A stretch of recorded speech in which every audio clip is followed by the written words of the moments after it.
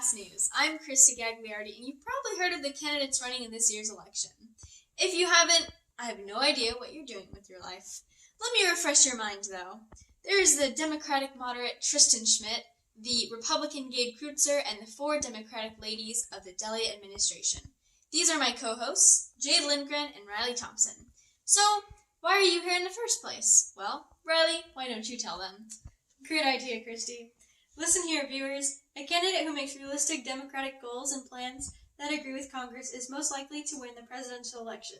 From analyzing and evaluating the candidate's presidential debate responses in relation to what they will do if elected into office, and if their ideas agree with Congress and in the classroom, a discussion will be made of who will make for the best candidate. Moreover, identifying and examining Tristan as the next president is essential because his decisions must agree with Congress and they affect the lives of the citizens. Wow, aren't you guys in for a treat? To start, do you know the difference between Democrat and Republican is? Let me fill you in if you don't. Democrats want to raise taxes on the wealthy so they can help the middle class pay fewer taxes. They want to protect the environment and their bills pass easier because the House is Democrat and they will get support so bills can pass easier. The Republicans want free markets, individual achievements, freedom, like no gun control, and no legal immigration and strong law enforcement. The main policies that we are concerned with are taxes, equality of opportunity, the resigning of the nuclear deal, healthcare, and student debt relief. Let's start with Mr. Schmidt. Riley, tell me about Tristan's plans.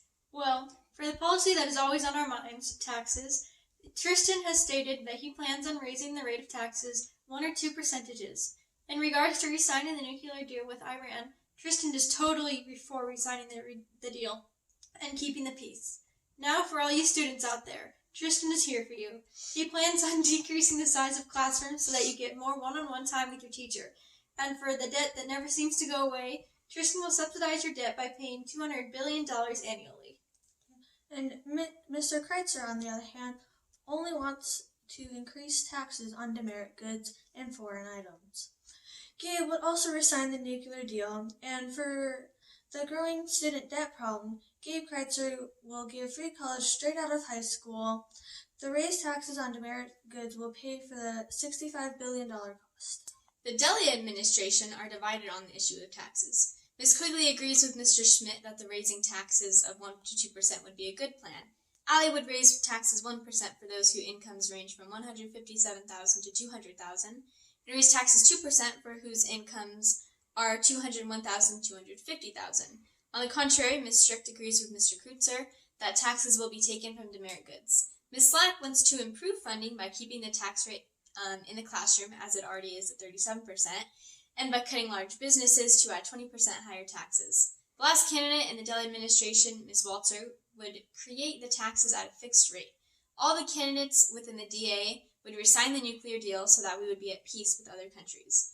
As for the student debt relief problem, the consensus for the 4 candidates is to create more availability for grants and scholarships. All the candidates have their different perspectives and thoughts on running the country and classroom. But somehow, they all agree on the concept of equality of opportunity being more important than the equality of outcome. The candidates say equality of opportunity is more important because it gives people the opportunity to get a job and work up the ranks to succeed. It provides everyone with a chance of success if they choose to work. I got 3 candidates here. I want to know who has the better health plan. I'm Gabe Kreutzer. Get out of here! I have the best health care because I'm gonna make you pay for your druggy marijuana, okay? They have bad health care. So vote for me! I'm awesome! Woohoo! Go Guns! And I'm gonna make Mr. Hyatt a lot more approachable and reduce the healthcare cost. Oh my gosh, don't be as immature as those two. Just vote for us. You can have say in running the government. Vote for Gabe Kreutzer!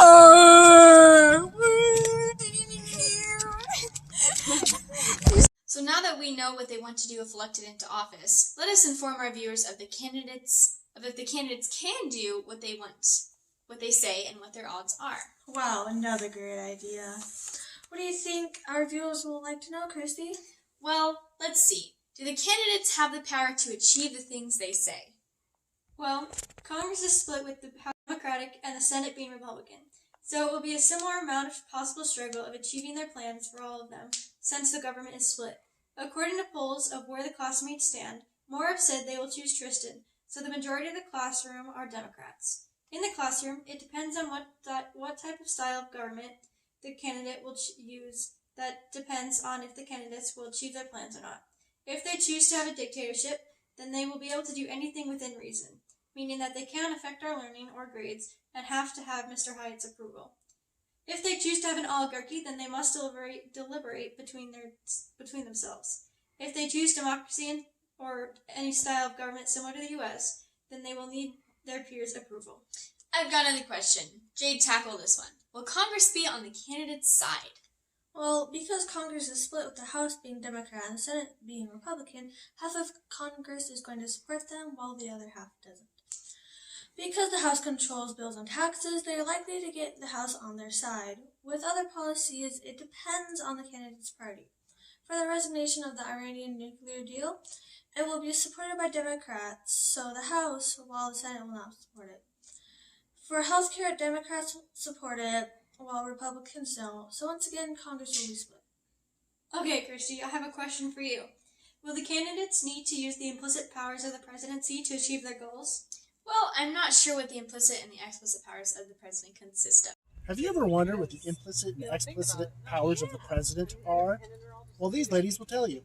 So the explicit powers of the president are executive, military, legislative, And diplomatic, judicial, and foreign.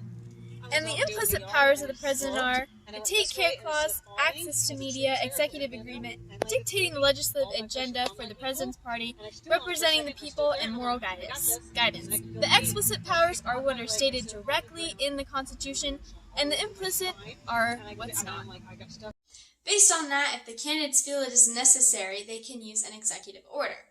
They can also use their access to media and their ability to dictate the legislative agenda for their party.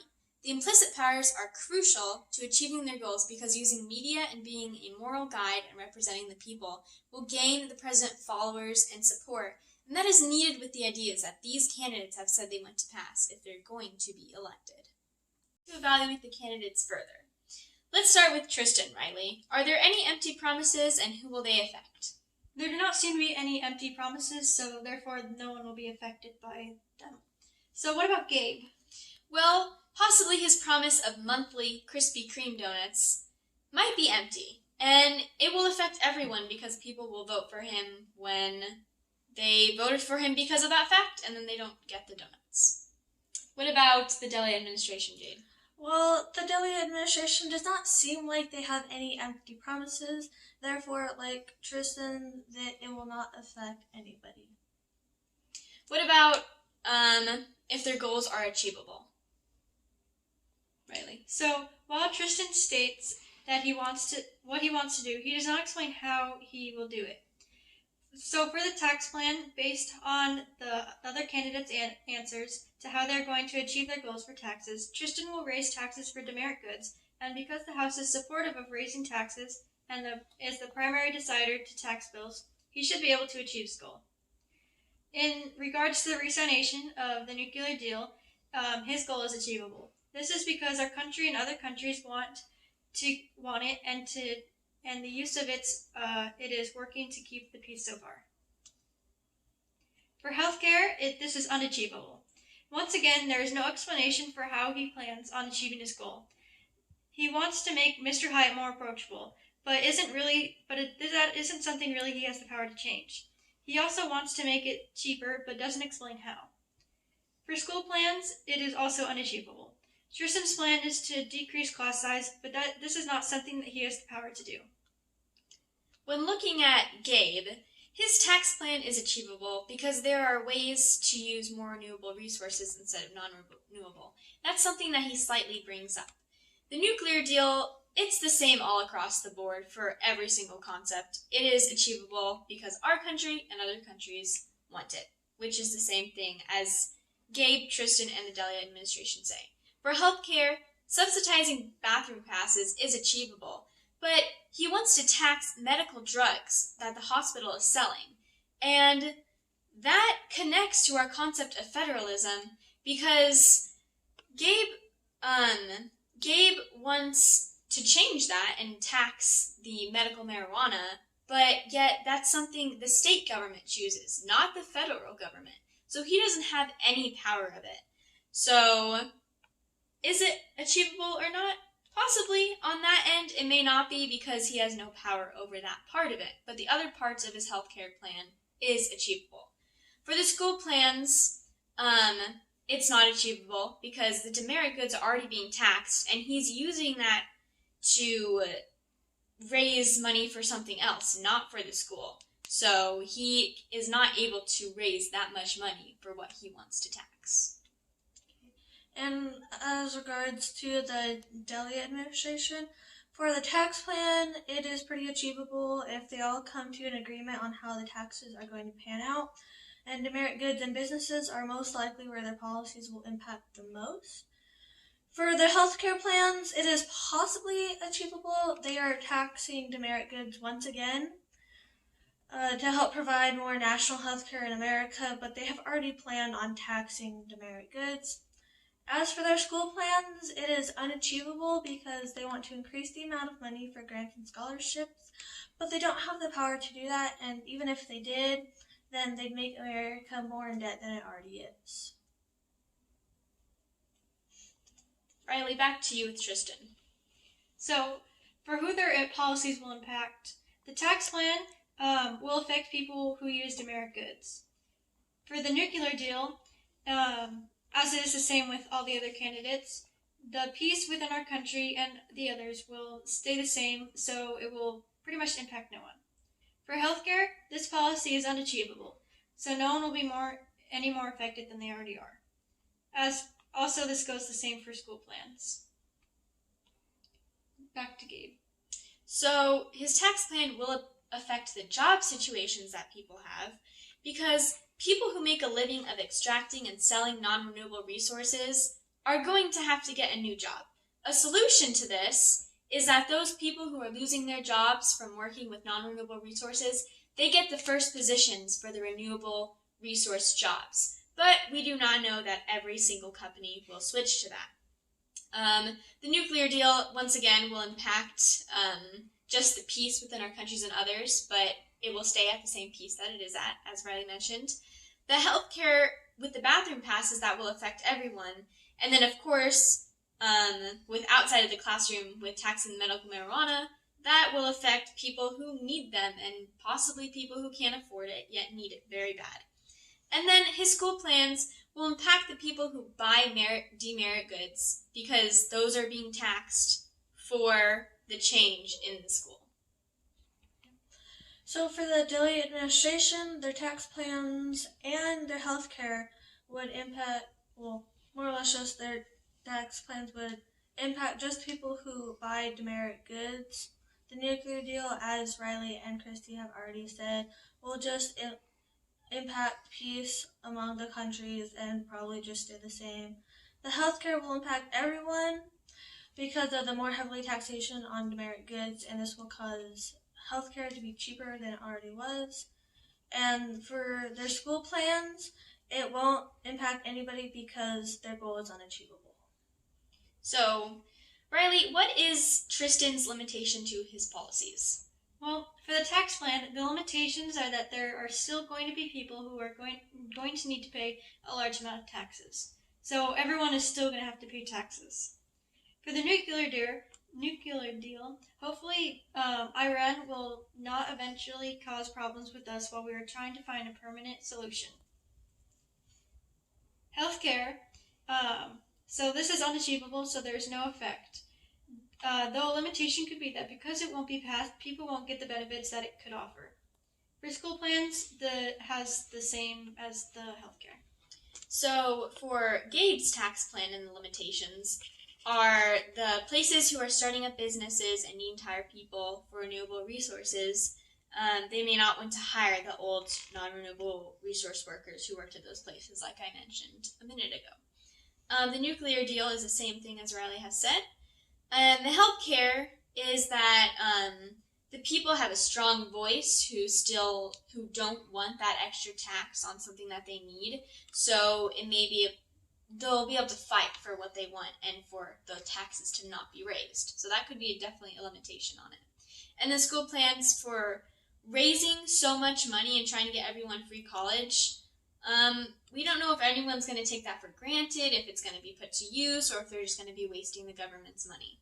The Delegate administration's tax plans, the limitations on those are that people are still going to have to pay a large sum of money for the taxes. The limitations on their healthcare is that when healthcare gets cheaper, there's most likely going to be overcrowding in places that provide cheaper healthcare, like the current coronavirus pandemic. For school plans, this policy won't have any less limitations since the plans are unachievable. Riley, who's most likely to win? Viewers, we want you to have the best information possible and to make the best decisions when you vote. Riley, share your thoughts. Tristan for sure. In the case of the classroom, he would win. Though it is possible the DA may win outside of it because they are most liked in the country for people representing either Republicans or Democrats.